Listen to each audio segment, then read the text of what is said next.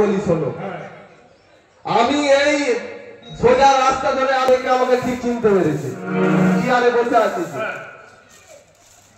আসতে দেখে দেখতে বলছে শুন শুন শুন।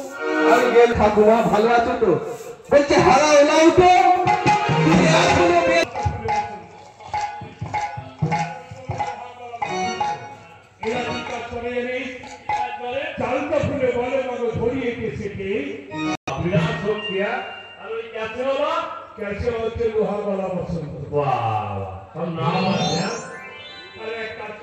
বলো মা,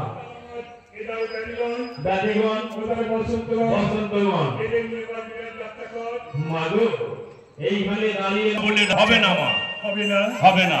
তাহলে ব্যাধি বসন্ত নিয়ে আমি কি করব? মাগো, এদেরকে নিয়ে পূজা হবে মা, তোমার আশীর্বাদে, তোমার দয়াতে।